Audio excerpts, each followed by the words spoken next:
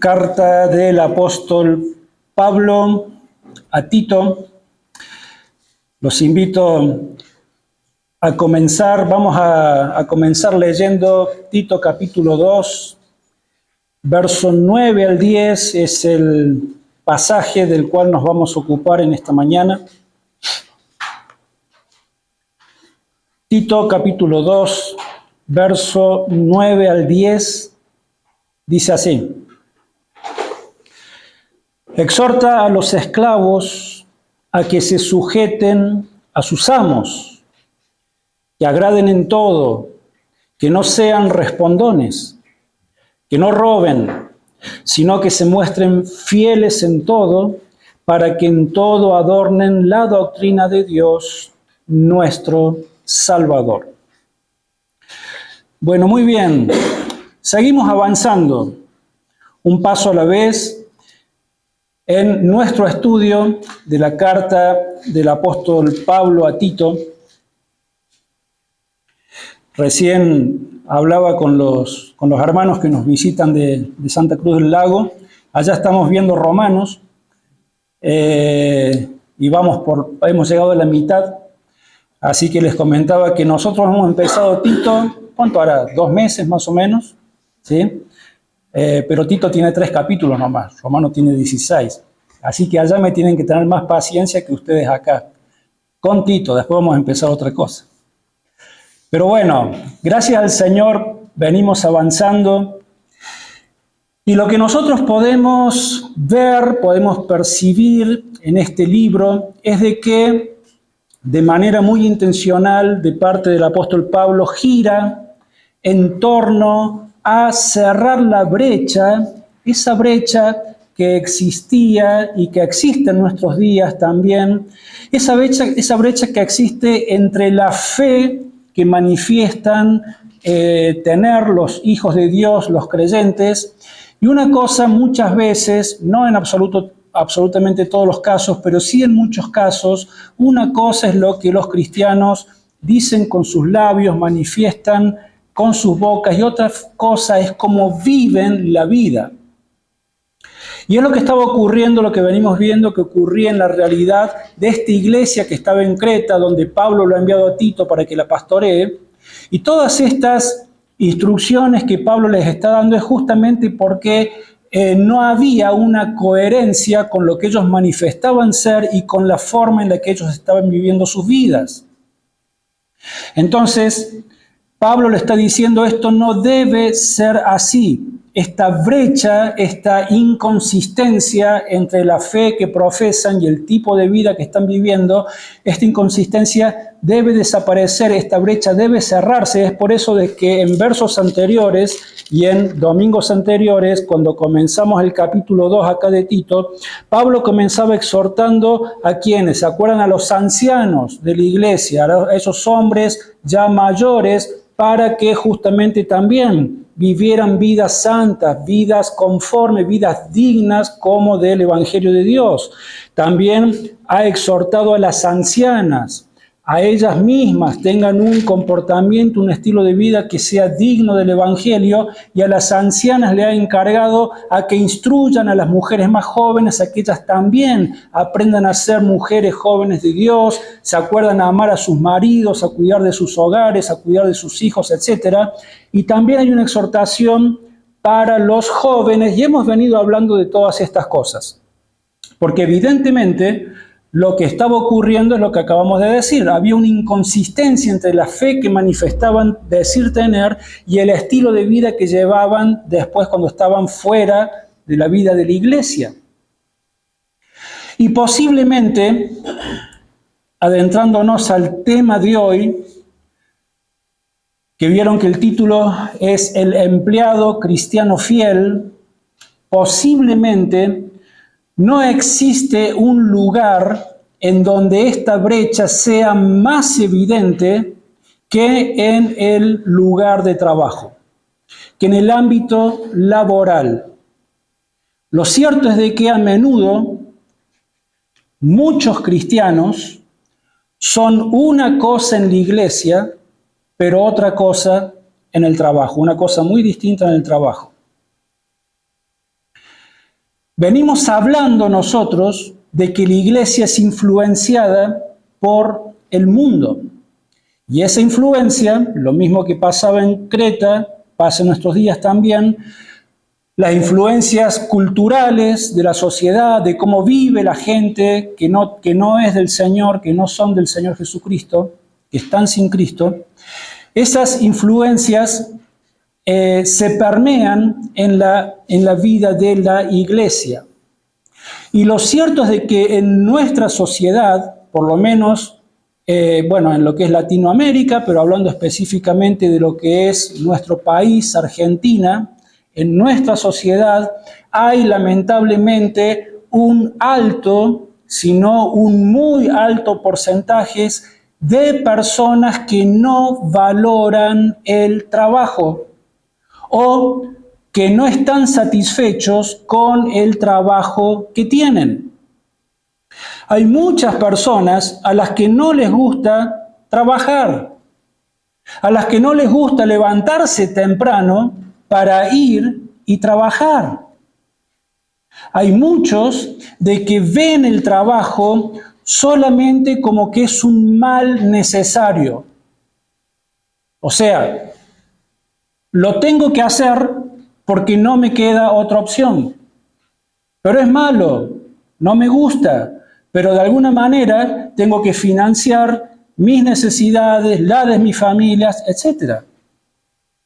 Y lamentablemente, estamos hablando de la sociedad en general, pero lamentablemente dentro de este porcentaje, también dentro de estos trabajadores insatisfechos o infelices, hay muchos que son cristianos.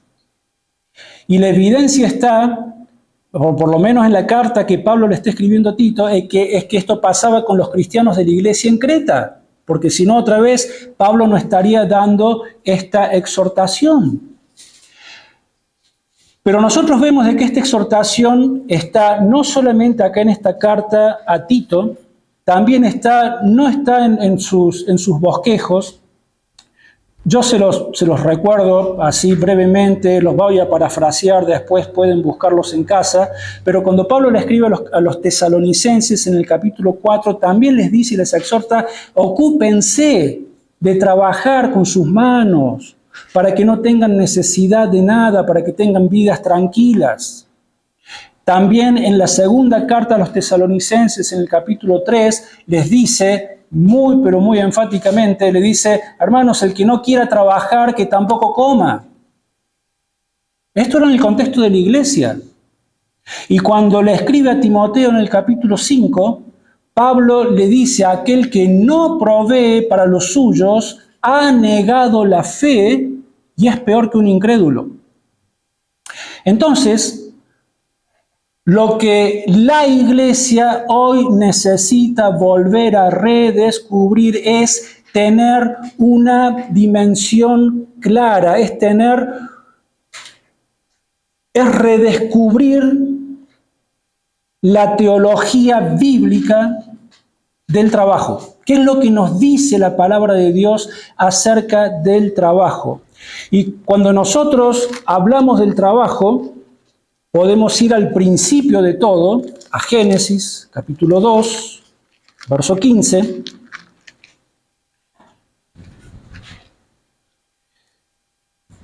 Y allí dice, tomó pues Jehová Dios al hombre y lo puso en el huerto de Edén para que lo labrara y lo cuidara. Esto fue antes de la caída, esto fue antes de la entrada del pecado en el mundo.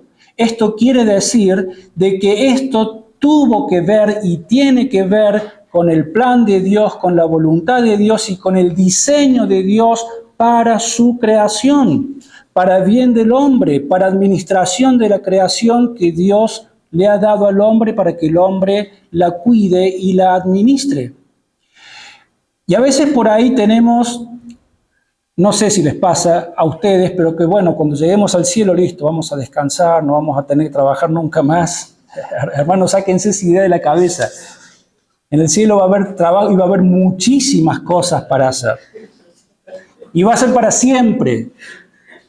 Vamos a descansar en muchos sentidos, pero en ese sentido, pero va a ser glorioso, porque no vamos a estar afectados por el pecado. Obviamente, entonces entendemos de que el trabajo no es una maldición, sino que es una bendición, porque tiene que ver otra vez con el diseño de Dios para que el hombre sea bendecido, para la satisfacción del hombre, para la dignidad del hombre. Ahora, el trabajo llegó a convertirse en una carga, en algo doloroso, ¿a partir de cuándo? A partir de la entrada del pecado en el mundo. Allí sí se complicaron todas las cosas. Es cierto, a veces trabajar no es fácil, bueno, todo lo que sabemos, ¿no es cierto? Pero aún en medio de la dificultad que muchas veces significa trabajar, el creyente, comenzando a basarnos en esto que acabamos de leer en Génesis 2:15, así vieron como hay muchas personas que creen de que el matrimonio es un invento de la religión o es un invento de los hombres, y entonces menosprecian al matrimonio. Bueno, son personas que no entienden de que no es un invento de la religión ni un invento de los hombres, es una institución sagrada, el matrimonio fue establecido por Dios. Bueno, lo mismo, salvando las diferencias, ocurre con el trabajo. Es algo que Dios ha instituido. Entonces, cuando nosotros comenzamos a enfocarnos en una teología bíblica correcta de lo que significa trabajar, aún en medio de lo difícil que puede ser muchas veces, el Hijo de Dios, la hija de Dios, tiene que entender de que el trabajo y el trabajar es un deber sagrado que Dios le ha dado a su pueblo.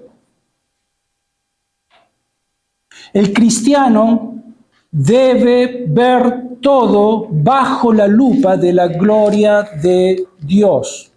Es lo que dice Pablo a los Corintios, 1 Corintios 10:31. ¿Qué es lo que dice? Si pues coméis o bebéis o hacéis otra cosa, lo que sea, incluido trabajar, no dice esto el pasaje, estoy agregando cosas. Lo leo sin agregarle nada, así no me apedrean. Si pues coméis o bebéis o hacéis otra cosa, hacedlo todo para la gloria de Dios.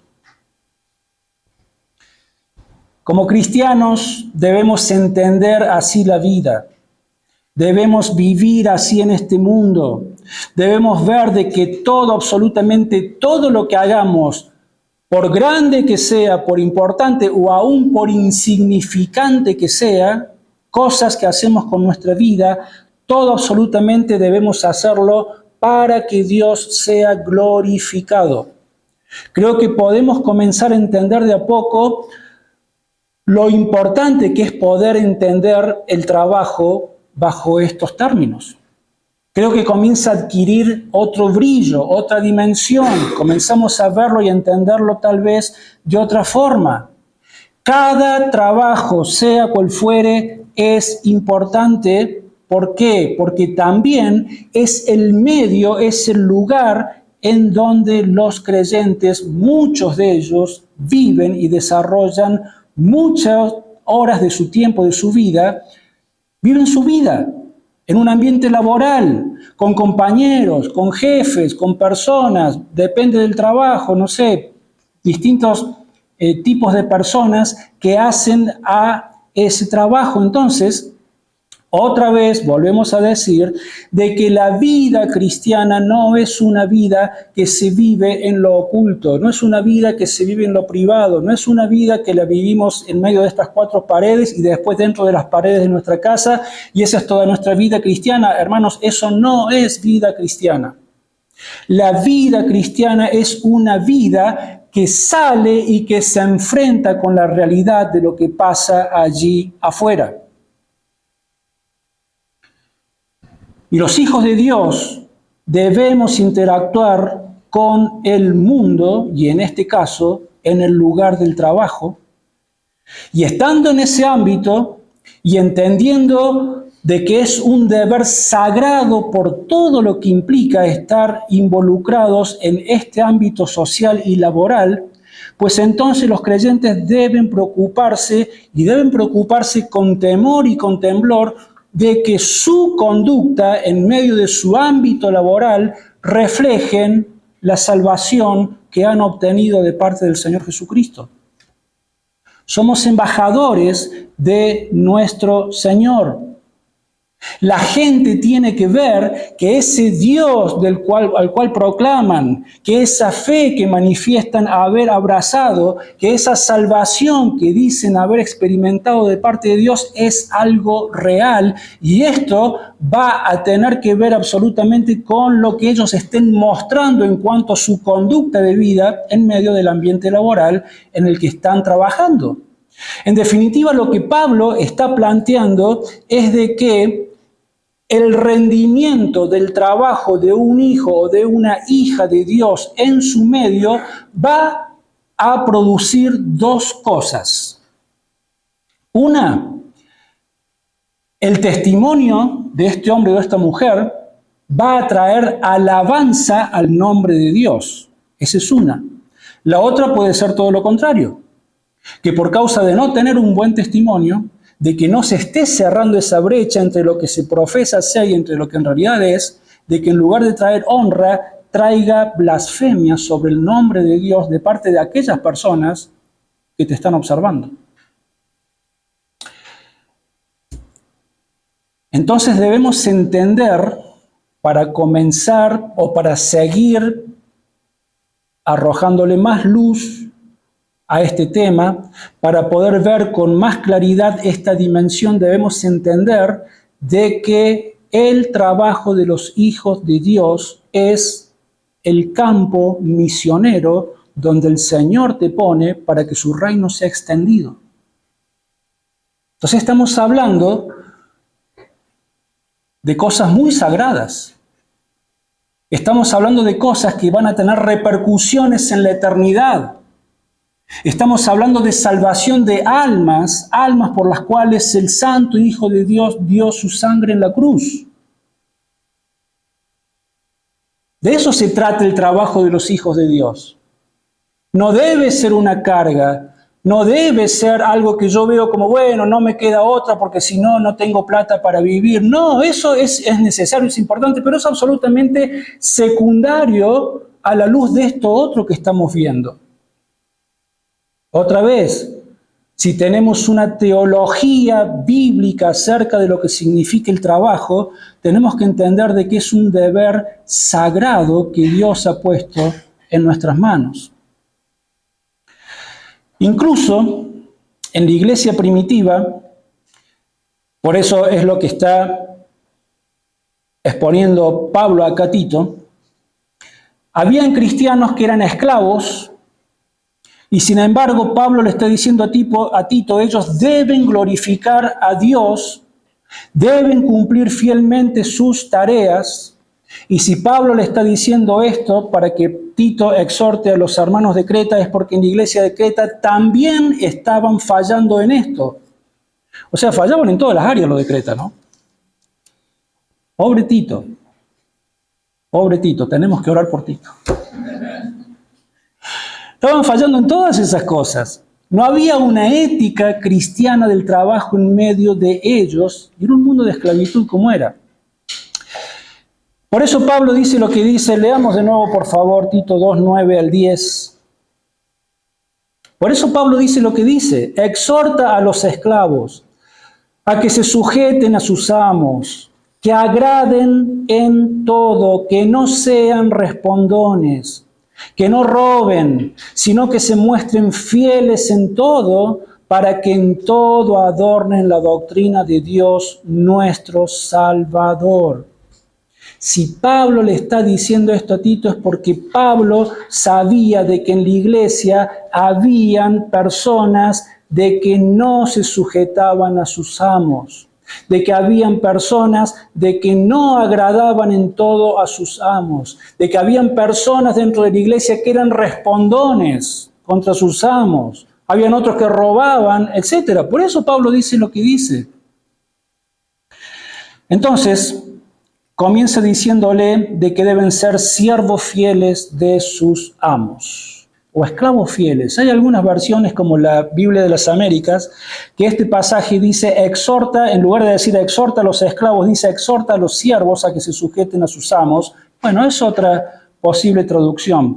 Pero estos esclavos o siervos, como querramos llamarlos, allí había hombres, también había mujeres, y también habían niños, porque en el Imperio Romano en ese tiempo, los niños muchas veces eran propiedad también de sus amos.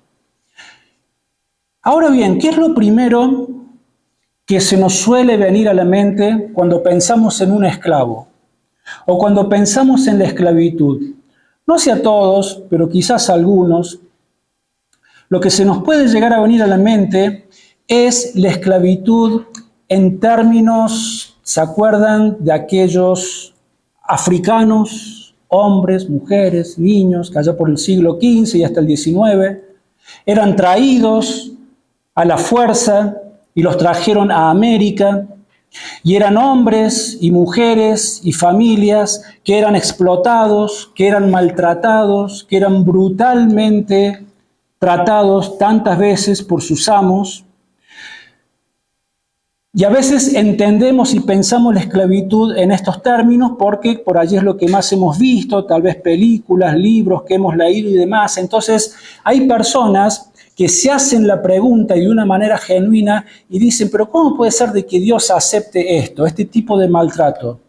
¿Cómo puede ser de que Dios no prohíba la esclavitud? Y en especial en pasajes como estos, ¿por qué Pablo no le exhorta a Tito y le dice, Tito, tenés que ocuparte, fíjate cómo haces para que la esclavitud sea abolida del medio de Creta? No es lo que le dice, al contrario. Lo que le está diciendo es de que los esclavos deben honrar a sus amos.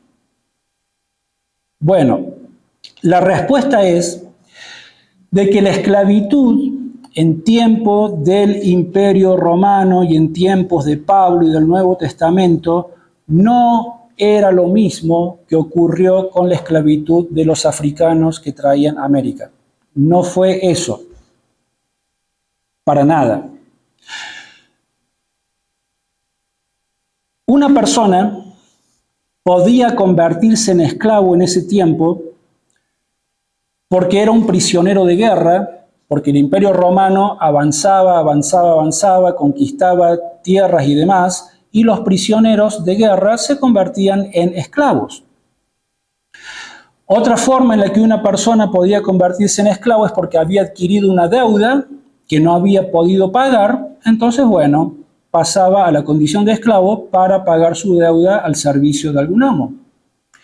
Otra forma en la que una persona pasaba a estar en esta condición de esclavo era sencillamente si era un bebé que había nacido dentro de un hogar en donde sus padres ya eran esclavos, entonces naturalmente ese bebé ya era un esclavo.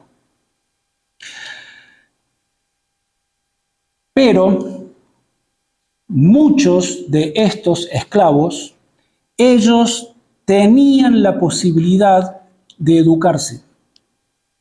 De hecho, muchos de ellos adquirían un cierto grado de cultura y no solamente hacían trabajos en el campo, no solamente eran mayordomos o cocineros, sino que muchas veces el médico de la familia era un esclavo. Porque era una persona que en su condición de esclavo había tenido la oportunidad de estudiar, de capacitarse, y ahora era el médico de cabecera de la familia de sus amos.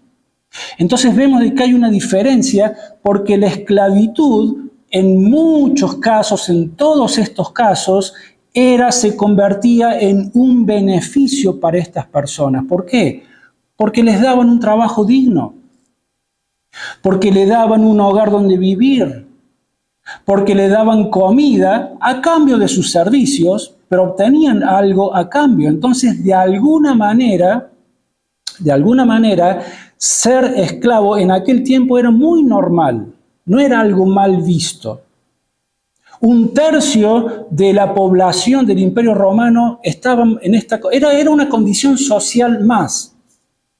¿Sí? Entonces, de alguna manera, ser esclavo, ser un siervo en aquel tiempo, era un equivalente a lo que hoy es ser un empleado bajo un jefe. Ahora sí, también habían amos que sí eran crueles en el Imperio Romano y maltrataban a sus esclavos, ¿sí? Y los denigraban con trabajos forzados y demás. Pero entonces el problema no era la esclavitud en sí, sino que el problema era el corazón de estos amos malvados que maltrataban a sus esclavos, pero no ocurría con todos los amos, como sí ocurría en el caso de la esclavitud africana. Esta es la razón por la cual Dios no prohíbe la esclavitud, porque la esclavitud, bien entendida, como era en esos tiempos, de alguna manera también aportaba para que se administrara la economía de la región y demás, y llevada en buenos términos, no había problema con eso. Fíjense si no vemos un ejemplo de esclavitud de que no era algo malo. Lo vemos también en Timoteo, primera carta de Pablo a Timoteo, capítulo 6, verso 1 al 2. Pablo dice: todos los que están bajo el yugo de esclavitud tengan a sus amos por dignos de todo honor. Otra vez, para que no sea blasfemado el nombre de Dios y la doctrina. ¿Se dan cuenta? No era algo malo la esclavitud. Hay una carta que habla específicamente de un caso de un amo con un esclavo. Una carta en la palabra de Dios. ¿Cómo se llama? ¿Ah? Filemón. Filemón era un amo que tenía, después leanla, es muy cortita, que tenía un esclavo que se llamaba Onésimo, que parece que Onésimo metió la mano en la lata de Filemón, pero ¿qué pasaba? Por el ministerio de Pablo, tanto Filemón como Onésimo habían conocido al Señor, entonces Pablo va a interceder para que se reconcilien y Filemón lo vuelve a recibir a Onésimo. Es fascinante la carta, algún día la vamos a estudiar, es cortita. Pero vemos de que la esclavitud entonces era algo normal. Vamos a la primera carta de Pedro, porque vemos de que no solamente Pablo habla en estos términos, sino que Pedro también habla y Pedro agrega algo muy interesante.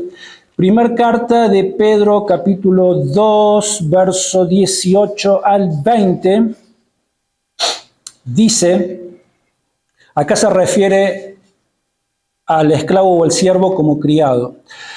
Y dice: criados, estad sujetos con todo respeto a vuestros amos, no solamente a los buenos y afables, sino también a los difíciles de soportar. Lo que merece aprobación es que alguien, a causa de la conciencia delante de Dios, sufra molestias padeciendo injustamente, pues, ¿qué mérito tiene el soportar que os abofeteen si habéis pecado? Pero si por hacer lo que es bueno sufrís y lo soportáis, esto ciertamente es aprobado delante de Dios. ¿Qué está diciendo Pedro? Que si un esclavo o un empleado, trayéndolo a nuestros tiempos, cristiano, deshonra a su jefe de alguna manera, faltándole el respeto, desobedeciéndole, hablando mal de él, entonces, Pedro dice, la peor consecuencia no es de que ese jefe, si te descubre, te castigue e incluso puedas llegar a perder tu trabajo. Eso no va a ser lo peor, es más, capaz que eso es lo que te mereces por tu comportamiento.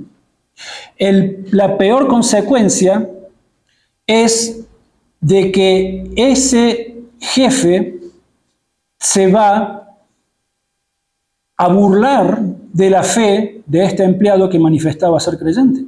Y otra vez, va a ser blasfemado el nombre de Dios, va a ser blasfemada la doctrina del Evangelio. ¿Y cuántas veces no pasará por allí de que hay jefes que dicen estos cristianos son todos iguales? Son unos hipócritas. El domingo en su iglesia, con su Biblia, con su cosa, son una cosa, pero acá en el trabajo no son lo que deberían ser. Entonces ese cristiano, esa cristiana, en lugar de ser un testimonio vivo para poder influir sobre la vida, sobre el alma de su jefe, de sus compañeros de trabajo y demás, se convierte en una piedra de tropiezo. Hermanos, esto es gravísimo si lo vemos a la luz de la eternidad, porque son hombres y mujeres que quizás nunca quieran acercarse al Evangelio por causa del testimonio de esta persona.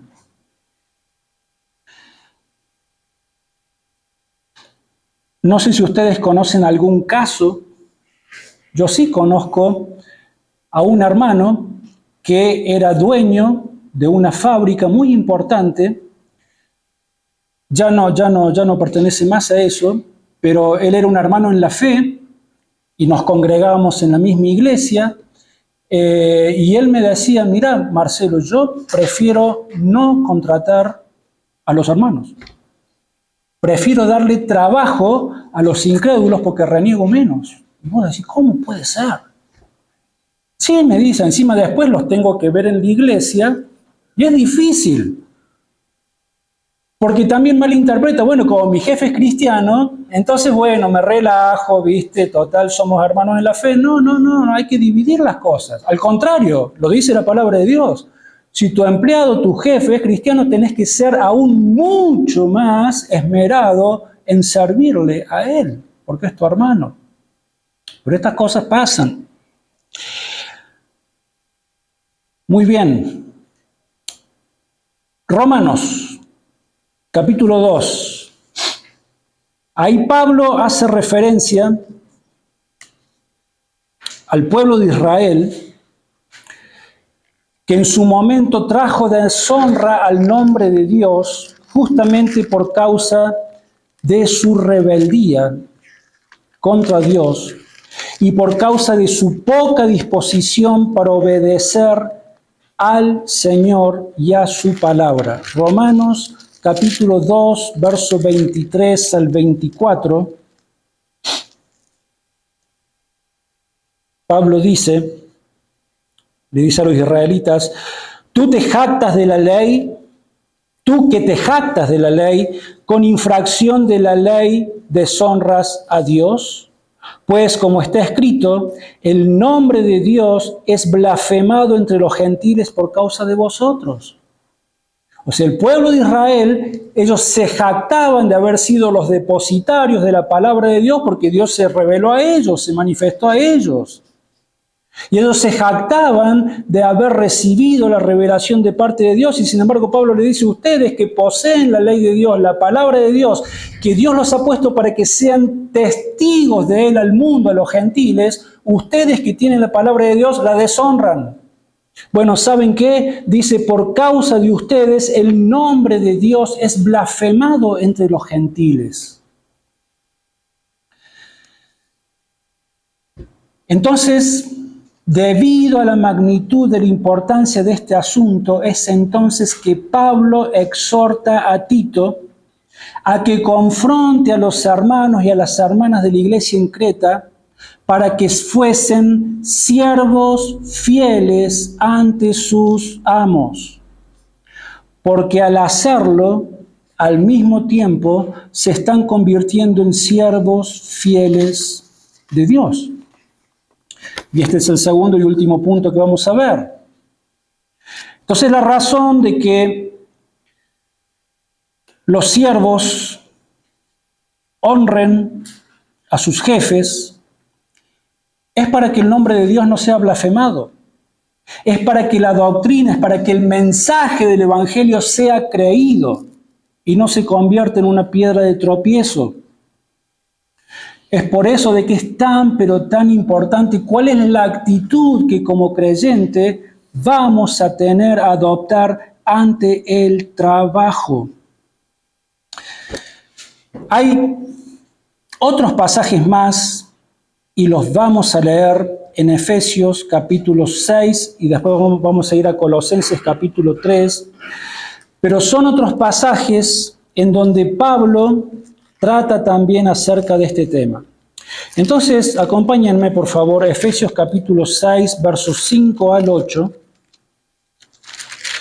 Efesios capítulo 6, versos 5 al 8, y dice así: Y después de que leamos estos dos pasajes, vamos a extraer de allí por lo menos 8 principios que tienen que ver con el tema que estamos hablando. Entonces Pablo dice: esclavos, obedeced a vuestros amos terrenales con temor y temblor, con sencillez de vuestro corazón como a Cristo, no sirviendo al ojo como los que quieren agradar a los hombres, sino como siervos de Cristo de corazón, haciendo la voluntad de Dios. Servid de buena voluntad como al Señor y no a los hombres, sabiendo que el bien que cada uno haga, ese recibirá del Señor, sea siervo o sea libre. Colosenses capítulo 3, verso 22 al 25. Otra vez, la exhortación es a la iglesia de Colosas, y Pablo vuelve sobre el mismo tema y dice: esclavos, obedeced en todo a vuestros amos terrenales, no sirviendo al ojo como los que quieren agradar a los hombres, sino con corazón sincero, temiendo a Dios.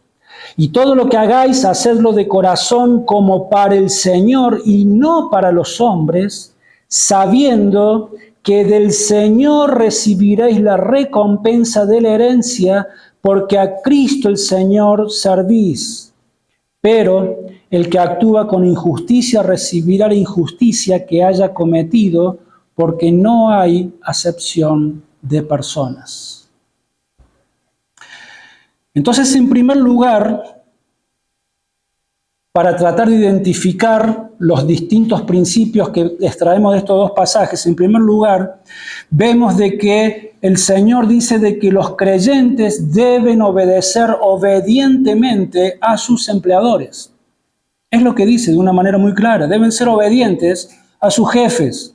En segundo lugar, deben responder respetuosamente a las órdenes de sus empleadores y deben realizar cualquier tarea que se les asigne de manera responsable y respetuosa, al menos obviamente de que algo que se les pida hacer esté en contra de los mandamientos de Dios, eso lo entendemos, pero mientras no haya problema con eso, el empleado debe hacerlo con respeto y con reverencia. Tercero, los creyentes deben honrar a quienes Dios ha puesto en autoridad sobre ellos. Cuarto, los creyentes deben servir a sus empleadores con entusiasmo, con sencillez de corazón. Deben servir voluntariamente y no de mala gana. Hermanos, ¿se dan cuenta que todas estas cosas tienen que ver con el carácter del empleado? ¿Con qué es lo que el jefe está percibiendo de cómo es esa persona que dice ser cristiano? Todas estas cosas.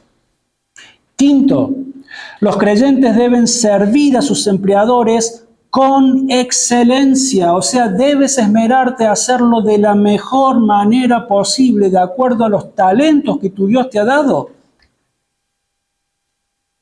Porque debes hacerlo, dice, no como al ojo. Sí, por supuesto, estás sirviendo a un jefe, pero vos por encima de eso, si nos paramos sobre un entendimiento de una teología correcta sobre lo que significa el trabajo, por encima de eso lo estás haciendo para Cristo, lo estás haciendo para el Señor. Es el Señor el que te está viendo cómo estás haciendo ese trabajo.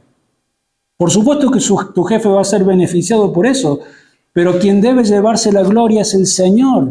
Entonces deben realizar su trabajo mostrando lo mejor de su disposición y de sus habilidades. Sexto, los creyentes deben servir a sus empleadores diligentemente. No solamente simular que son diligentes cuando el jefe anda por ahí o los está viendo, sino en todo tiempo. Es común de que en ámbitos laborales, cuando el jefe no está o se fue, ¿qué pasa? Baja el ritmo de trabajo y ve a más de uno, visto, holgazaneando y Y bueno, ya que todos lo hacen, yo también lo hago. No, el hijo de Dios, la hija de Dios, no debe hacer lo mismo que hacen aquellos que no son del Señor. Debe trabajar eficiente y diligentemente todo el tiempo. Séptimo, los creyentes deben servir a sus empleadores con humildad. Octavo, los creyentes deben servir espiritualmente, dice, de corazón, haciendo la voluntad de Dios. Como hemos dicho, hermanos, el trabajo es algo sagrado, porque al final todo lo que hacemos, sea que comamos, o sea que bebamos, o sea que hagamos cualquier cosa, lo hacemos para la gloria de ¿quién? De Dios. Y por último, los creyentes deben servir a sus empleadores escatológicamente. ¿Qué significa esta palabra? Pensando en los tiempos finales. Eso es escatología. Entonces, deben servir pensando en lo que va a ocurrir, en lo que va a venir después, entendiendo de que todo lo que se hace en esta vida tiene repercusiones eternas. Por eso Pablo termina diciendo, sabiendo que del Señor recibiréis la recompensa de la herencia. Hermanos, si tu jefe no te paga lo que vos pretendés, si por ahí no son justos, todo lo que quieras, de quien nosotros vamos a esperar al final la recompensa es de nuestro Señor. Y esto Pablo lo está hablando absolutamente dentro del contexto de la vida laboral. O sea, todo lo que nosotros hagamos, de qué manera lo vamos a hacer, vamos a recibir recompensas o no de parte de nuestro Señor cuando estemos del otro lado de la gloria. Pero también dice más, el que hace injusticia recibirá la injusticia que hiciere, porque no hay acepción de personas. Si el Señor te va a quitar recompensas, te las va a quitar, por más que sea su hijo o su hija.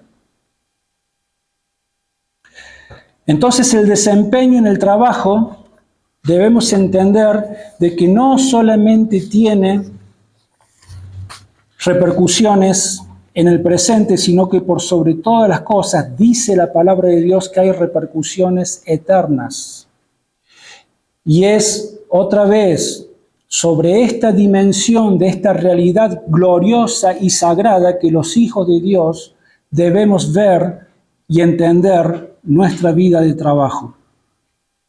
La condición social, la condición económica de los cristianos, eso ya sea, bueno, como era en ese tiempo, ya sea que seas esclavo o que seas amo, en nuestros tiempos, ya que seas empleado o quizás seas jefe, sabes que en realidad eso en un sentido no tiene tanta trascendencia porque al final todos esos cargos van a desaparecer en el futuro. Lo que sí va a trascender es lo de que cada uno en su lugar hizo con lo que Dios le dio para que hiciese. Terminamos leyendo en la primera carta de Pablo a los Corintios, capítulo 7, versos 21 y 22. Y Pablo acá hace un juego de palabras, como acostumbra hacer, habla también en parte en lenguaje figurado, pero está hablando de este tema también. Pero vemos cómo lo vincula directamente con la salvación del Señor Jesucristo. Porque dice Pablo, ¿fuiste llamado siendo esclavo? ¿A qué se refiere? Así, cuando Dios te llamó para salvación. A eso se refiere. Entonces dice, ¿fuiste llamando siendo esclavo? No te dé cuidado, o sea, no te preocupes. ¿Sos esclavo? ¿Sabes qué? Si sos esclavo y tenés un amo terrenal, no te olvides, lo que está queriendo decir Pablo, es de que antes de que Cristo te llamara y te salvaba, eras esclavo del pecado. Tenías un amo que era infinitamente más cruel quizás que el amo que ahora tenés en tu trabajo. Entonces, ¿sabes qué? Si eras esclavo, no te preocupes. Ahora si te puedes hacer libre, bien, mejor. Pero ahora en el Señor has sido libre. Por eso dice, porque el que en el Señor fue llamado siendo esclavo, liberto es del Señor. ¿Entendemos lo que está diciendo Pablo? no es tan preocupante en definitiva la condición que tengas en esta vida, cuál es el estatus que tenés que ocupar, si sos jefe, si sos empleado, si sos libre, si sos esclavo en aquellos tiempos. No importa, no te olvides de dónde te rescató el Señor. Y eso es lo que tiene que estar motivando tu corazón, y eso es lo que tiene que estar allí en tu mente y en tu corazón como motivo de agradecimiento por toda la eternidad, porque Él te salvó de la esclavitud del pecado. Entonces fuiste llamando siendo esclavo, no te preocupes, ahora sos libre en Cristo Jesús. Él te hizo libre de la esclavitud del pecado. ¿Qué importa si sos empleado ahora y por ahí no te pagan lo que te tienen que pagar? Ahora, asimismo, el que fue llamado siendo libre, libre tal vez de un amo o de un jefe, pero también era esclavo del pecado. Dice, bueno, fuiste llamado siendo libre de una condición social de esclavitud o de servidumbre. Bueno, entendés de que ahora sos esclavo de Cristo. Y es la esclavitud más gloriosa y más dulce y más perfecta a la que todo ser humano anhelaría poder estar. ¿Qué mejor cosa en la vida que ser esclavo de Cristo, de un amo tan bondadoso, tan misericordioso, tan amante como lo es nuestro Dios y Salvador? Esta es la verdadera dimensión, hermanos. Mañana es lunes. Y empieza la semana. Y otra vez a trabajar. Hoy empieza. Claro, tienes razón. Hoy empieza, pero mañana empieza la semana laboral, por decirlo. Tienes razón. Y otra vez ir a trabajar, y que el empleado, y que el compañero, y que de acá y de allá, y que el frío, que el calor, que estoy cansado. Es cierto, y es duro, y es difícil, y nos afecta. No estamos negando, no queremos ser cínicos tampoco. Entendemos que esas cosas pasan y afectan a nuestro humor, a nuestras emociones, a nuestra salud, afectan muchas cosas. Pero el Señor, en su amor, nos dice, hijos e hijas amados, no solamente debemos entender, ver y vivir la vida en esta visión que es muy parcial de la realidad. Esta es la visión completa y total. Esta es la verdad absoluta. Lo otro es una media verdad y muchas veces el enemigo de nuestras almas va a usar eso para desanimarnos y todo lo que pasa. Pero Dios dice, entiéndanlo de esta forma. Ustedes ahora son libres en Cristo Jesús.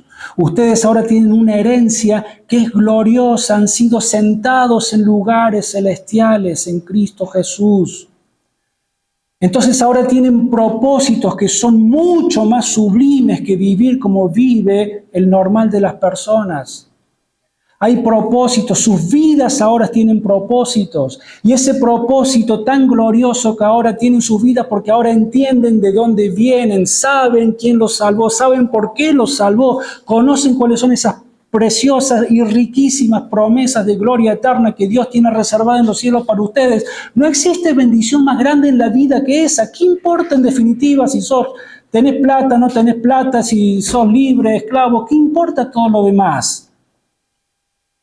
Y tenemos un privilegio enorme de con nuestra vida demostrar al mundo qué fue lo que este Salvador glorioso hizo en nuestras almas, en nuestros corazones, y contarle al mundo, no solamente con nuestras palabras, sino con nuestro testimonio de vida.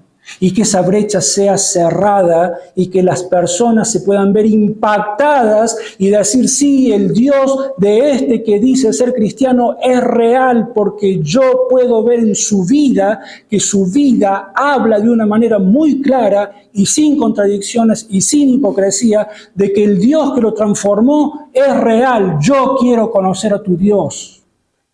Eso es lo que tiene que pasar. Esa es la motivación con la que tenemos que levantarnos cada mañana de la cama y enfrentar la realidad de nuestras vidas. Y después veamos qué es lo que Dios hace con nuestras vidas. Porque si no somos fieles en lo poco, ¿cómo vamos a hacer para pedirle al Señor que nos bendiga con algo más. Entonces, donde el Señor nos ha puesto en ese lugar, hoy tenemos que hacer la voluntad de Dios. No es función de los hijos de Dios andar haciendo piquetes, formar parte de esas marchas, fomentando rebelión contra los empleadores. Antes bien, es todo lo contrario. Es lo que acabamos de ver. Debemos acatar las órdenes de nuestros jefes y de esta manera dar testimonio de la gracia, de la salvación del Señor Jesucristo que ha transformado nuestras vidas. Terminamos leyendo Tito 2:9 al 10. Exhorta a los esclavos a que se sujeten a sus amos, que agraden en todo, que no sean respondones, que no roben, sino que se muestren fieles en todo, para que en todo adornen la doctrina de Dios, nuestro Salvador. Vamos a nuestro Dios y Salvador en oración. Señor, te alabamos, te damos gracias una vez más por tu bendita palabra. Señor, gracias por ayudarnos y nos traes una y otra vez a que podamos poder ver la vida bajo los lentes de tu palabra.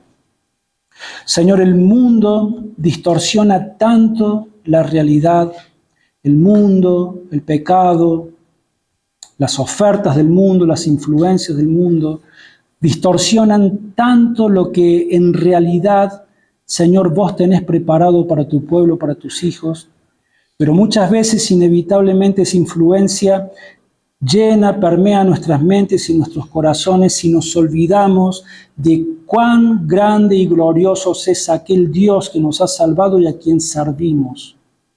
Te rogamos, Señor, de que nos ayudes día tras día a poder abrazar estas verdades tan gloriosas y en especial este tema que tiene que ver con el trabajo de cada día. Gracias por el trabajo que nos has dado. Ayúdanos a ser fieles, ayúdanos a dar testimonio de tu salvación, de tu gloria, de tu hermosura, de tu santidad a través, Señor, de nuestras vidas, para que en todo tu santo nombre sea conocido y glorificado. Te lo pedimos en el nombre del Señor Jesús. Amén.